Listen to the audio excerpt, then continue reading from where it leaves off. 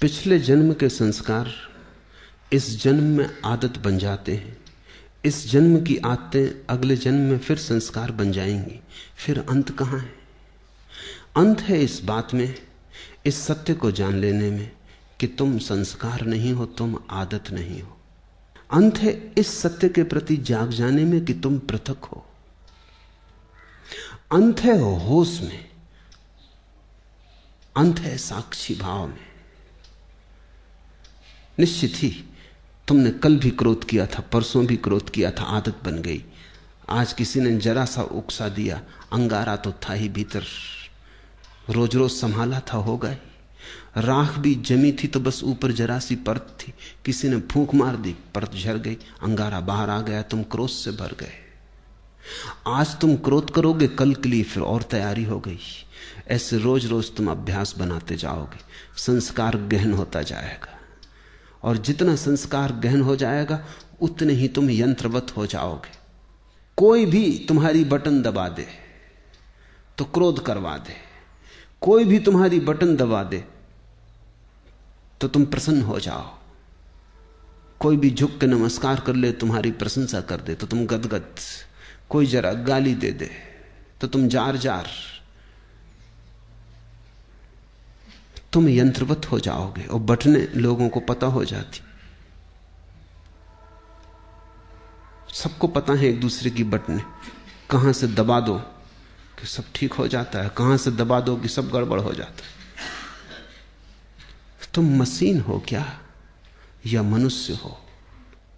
मनुष्य होने का इतना ही अर्थ है कि कोई तुम्हारी क्रोध की बटन दबाए चला जाए, लेकिन तुम कहते हो नहीं करना, तो बटन दबती रहती। वो आदमी थक जाता, लेकिन तुम क्रोध नहीं करते। तुम कहते हो मैं अपना मालिक हूं, जब करना चाहूंगा करूंगा, जब न करना चाहूंगा नहीं करूंगा। प्रतिक्रिया और क्रिया में यही फर्क है। प्रतिक्रिया में दूसरा मालिक है, तुम नहीं, और क्रिया में तुम मालिक हो, दूसरा नहीं।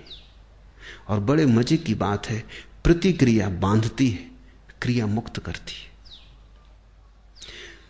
जो अपने कर्म का मालिक है उसके कर्म का कोई संस्कार नहीं बनता, और जो अपने कर्म का मालिक नहीं है, जो प्रतिकर्म करता है, रिएक्ट होता है सिर्फ, उस आदमी के जीवन में बंधन बनते चले जाते हैं। रोज रोज जाल मजबूत होता चला जाता है।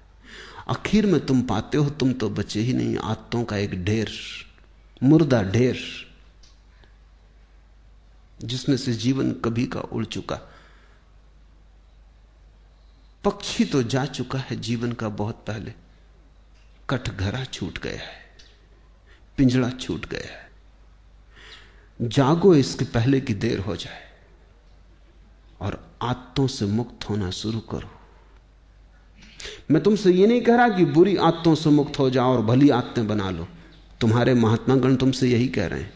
वो तुमसे कहते हैं बुरी आदतें छोड़ो, अच्छी बनाओ। मैं तुमसे कहता हूं आदत छोड़ो। बुरी और अच्छी आदत से कोई फर्क नहीं पड़ता। लोहे का हो पिंजड़ा की सोने का, क्या फर्क पड़ता है? एक आदमी को सिगरेट पीने की आदत है, सारी दुनिया बुरी कहती। दूसरे को माला फेरने की आदत है, सारी दुनिया अच्छा कहती। जो सिगरेट पीता है वो अगर न पिए तो मुसीबत मालूम होती, जो माला फेरता अगर न फेरने दो तो मुसीबत मालूम होती। दोनों गुलाम हैं। एक को उठते ही से सिगरेट चाहिए, दूसरे को उठते ही से माला चाहिए। माला वाले को माला ना मिले तो माला की तलफ लगती, सिगरेट वाले को सिगरेट ना मिले तो सिगरेट की तलफ लगती। ऐसे बुनियाद में बहुत फासला नहीं है। सिगरेट भी एक तरह का माला फेरना है। धुआं भीतर ले गए, बाहर ले गए, भीतर ले गए, बाहर ले, मन के फिरा रहे हैं, बाहर भीतर। धुएं की माला है, जरा सूक्ष्म है। कोई अपना कंकड़ पत्थर की फेर रहा है, जरा स्थूल है। असली सवाल आदत से मुक्त होने का है। मैं ये नहीं कह रहा हूं कि माला मत फेरो, मैं ये भी नहीं कह रहा हूं कि सिगरेट पियो। मैं ये कह रहा हूं कि तुम मालिक रहो। कोई आदत ऐसी ना हो जाए कि मालिक बन जाए। कोई आदत, मंदिर जाने की आदत भी मालिक ना हो जाए, ध्यान करने की आदत भी मालिक ना हो जाए। मालिक तुम ही रहो। मालकियत बचा के आदत का उपयोग कर लेना, यही साधना है। मालकियत खो दी और आदत सवार हो गई तो तुम यंत्रवत हो गए, तब तुम्हारा जीवन मूर्छित है। ऐसे लोग हैं जो मेरे पास आके कहते हैं कि अगर पूजा ना करें रोज तो बेचैनी लगती। वो सोचते हैं कि बड़ी धार्मिक घटना घट गई उनके जीवन। मैं उनसे पूछता हूं पूजा करने से कुछ आनंद मिलता है? वो कहते हैं आनंद तो कुछ नहीं मिलता, लेकिन ना करें तो बेचैनी लगती। यही तो सिगरेट पीने वाला कहता है। वो कहता है कि उससे पूछो कुछ आनंद मिलता? वो कहता है आनंद क्या रखा है, आनंद तो कुछ नहीं मिलता, कभी कभी खांसी जरूर आती, आनंद तो कुछ भी नहीं मिलता। लेकिन ना पियो तो बेचैनी मालूम होती। इसे तुम थोड़ा सोचो। इसी को मैं यंत्र हो जाना कहता हूं कि जिससे कुछ भी नहीं मिलता है, उससे भी न करने पर बेचैनी मालूम होती। उपलब्ध कुछ भी नहीं होता है, पाने को कुछ भी नहीं है, लेकिन छोड़ने में मुसीबत है, क्योंकि आदत ने पकड़ा है। अब आदत इतना ही कर सकती है, करो तो कुछ ना मिले, ना करो तो कुछ खोता मालूम पड़े। अब ये बड़े मजे की बात है, जिस चीज को करने से कुछ नहीं मिलता उसको ना करने से खोएगा कैसे? कुछ खोता नहीं, सिर्फ पुरानी आदत, पुरानी लकीरों पर न चलने से अड़चन मालूम होती। मैं एक बहुत बड़े वकील को जानता था। उनकी आदत थी कि जब भी वो अदालत में खड़े होते, पैरवी करते, बड़े वकील थे, अंतर्राष्ट्रीय ख्याति के थे, लंदन और पेकिंग और दिल्ली 3 जगह उनके दफ्तर थे। तो उनकी आदत थी कि वो अपने कोट का बटन घुमाने लगते थे जब अटक जाते। सभी की होती, कोई अपना सिर खुजलाने लगता है, कोई कुछ करने लगता है। उस आदत का भी वैसा ही उपयोग है जैसे बटन दबाने का। तो अगर जब भी उनके विचार उलझ जाते या कोई उत्तर न सूझता तो वो कोट का बटन घुमाने लगते। घुमाने से कुछ मिलता था ये तो पक्का पता नहीं, क्योंकि कोट का बटन घुमाने से क्या मिलेगा। और जिसकी बुद्धि उलझी हुई हो, समझ में ना आ रहा हो, वो कोई कोट के बटन घुमाने से कुछ बात समझ में आ जाएगी। लेकिन विरोधियों को यह बात दिखाई पड़ गई कि वो जब भी उलझ जाते हैं तो बटन घुमाते। एक बड़ा मुकदमा था, एक बड़ी स्टेट का मुकदमा था प्रिवी काउंसिल में, लाखों का मामला था। तो विरोधी वकील ने उनके सोफर को मिला लिया, कुछ पैसे दिए और कहा कि तू इतना करना, उनके कोट के ऊपर का बटन तोड़ देना। तो वो जब अदालत में अपना कोट लेके हाथ में रख के आए तो वो बटन नदारद था। तो उस वक्त उन्होंने देखा भी नहीं, कोट डाल लिया। जब वो पैरवी करने लगे और वक्त आया, हाथ कोट के बटन पर गया, बस सब गड़बड़ हो गया।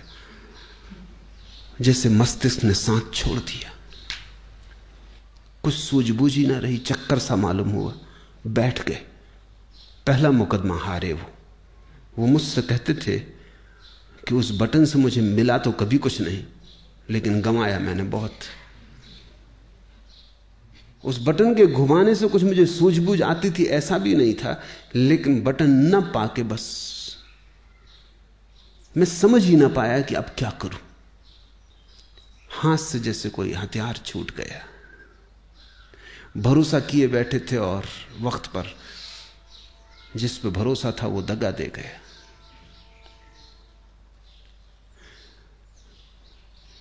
जिनको तुम आदतें कहते हो, बुरी हो या भली, इससे कोई भेद नहीं पड़ता। सब आदतें मालिक हो जाएं तो बुरी हैं, तुम मालिक रहो तो कोई आदत बुरी नहीं। गुलामी बुरी है, मालकियत भली है। मेरी परिभाषा यही है। संस्कार बन रहे हैं प्रतिपल, आदतें निर्मित हो रही हैं। तुम जरा दूर खड़े रहो, तुम अपनी मालकियत मत खो। निश्चित जीवन में आदतों की जरूरत है। अगर आदतें न हो तो जीवन बहुत कठिन हो जाएगा। आदतें जीवन को सुगम बनाती।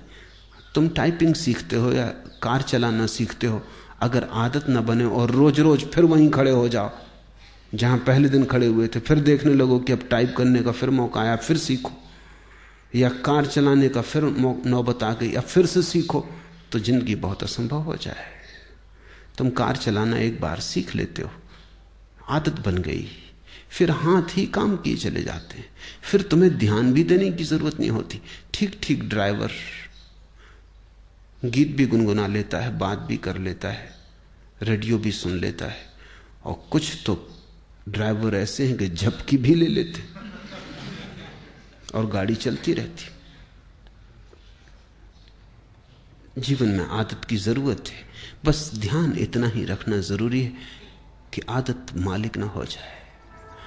मालिक तुम बने रहो तो संसार में कुछ भी बुरा नहीं। स्वामित्व तुम्हारा हो तो संसार में सभी कुछ अच्छा है।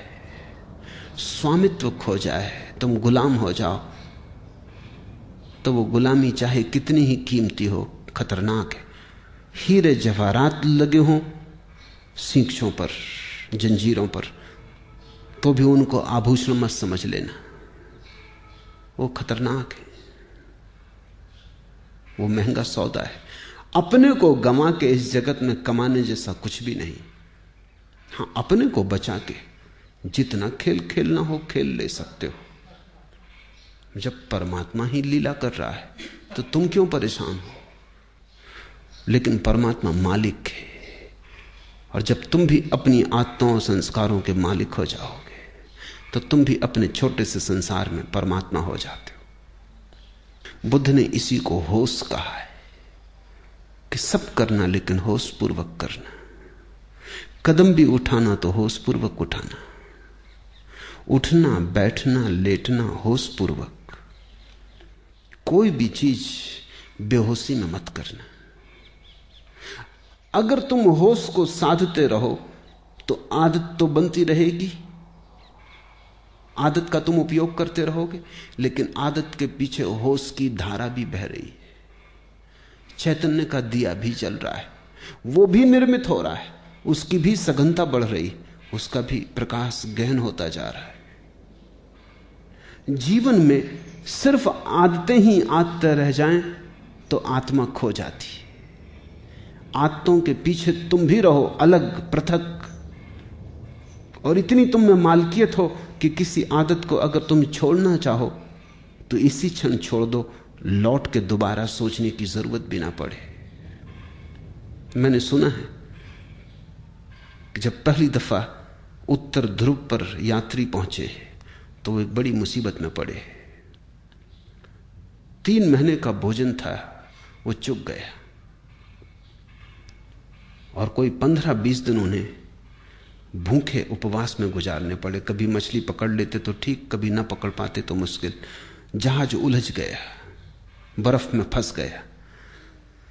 लेकिन उन यात्रियों का जो कैप्टन था, उसको सबसे ज्यादा जो मुसीबत आई वो भोजन की नहीं थी। लोग बिना भोजन के रहने को तैयार थे, यात्रियों का दल। सिगरेट की सबसे ज्यादा मुसीबत खड़ी हुई। सिगरेट खत्म हो गई तो लोगों ने जहाज की रस्सियां काट काट के पीना शुरू कर दी। कैप्टन घबराया, उसने कहा अगर 20 दिन ये सिलसिला रहा तो फिर हम कभी वापस ना पहुंच पाएंगे। तुम रस्सियां ही काटे डाल रहे तो ये जहाज आगे कैसे बढ़ेगा, ये पाल गिर जाएंगे। मगर लोग इतने दीवाने सिगरेट पीने के लिए कि कैप्टन करे भी क्या। एक आदमी, बाकी सब सिगरेट पीने वाले, उनका करो भी क्या। वो रात को चोरी से काट लें, इधर उधर से काट लें। जब ये जहाज लौट के किसी तरह आया और इसकी अखबारों में खबर छपी तो एक आदमी ने अमेरिका में ये अखबार पढ़ते वक्त अपनी सिगरेट भी पी रहा था, अखबार भी पढ़ रहा था। उसे अचानक ये बात अजीब सी लगी कि लोग गंदी रस्सियां काट काट के पी गए। वो भी चेन स्मोकर था। उसने सोचा, हाथ में सिगरेट थी, उसने सोचा कि क्या यही गति मेरी होती है अगर मैं भी उनके साथ होता? क्या मैं भी रस्सियां काट के पी जाता? एक क्षण उसे ख्याल आया, उसने सिगरेट एस्ट्रे पर रख दी और उसने कहा अब इसको तभी उठाऊंगा जब मेरी ऐसी दशा आ जाए कि मुझे लगे अब मैं गंदी रस्सियां भी पी सकता हूं, नहीं तो नहीं उठाऊंगा। 20 साल बीत गए, वो सिगरेट अपनी टेबल पर ही रखे रहा। लोग उससे पूछते भी कि आधी जली सिगरेट यहां क्यों रखी। वो कहती कि इसको मुझे उठाना है किसी दिन, लेकिन उसी दिन उठाऊंगा जिस दिन मेरी पीड़ा ऐसी हो जाएगी कि आदत बड़ी और मैं छोटा हो जाऊंगा। लेकिन मैं प्रतीक्षा कर रहा हूं। वो घड़ी आती नहीं। 20 साल बीत गए, मैंने 20 साल से सिगरेट नहीं पी है और याद भी नहीं आई है। मैं याद करने की कोशिश कर रहा हूं कि कभी भी आ जाए, क्योंकि मैं जानना चाहता हूं किस मुसीबत में जहाज के लोगों को रस्सियां पीनी पड़ेंगी। लेकिन वो कभी ना आई। उसने अपना संस्मरण लिखा, मैं संस्मरण पढ़ रहा था। उसने संस्मरण में लिखा है कि मैं समझ नहीं पाता कि क्या बात हो गई, क्योंकि पहले भी मैंने कई बार सिगरेट छोड़ना चाहिए थी लेकिन नहीं छोड़ सका था। कई बार छोड़ी भी थी तो 2 दिन के बाद फिर पीने लगा था। लेकिन क्या हुआ?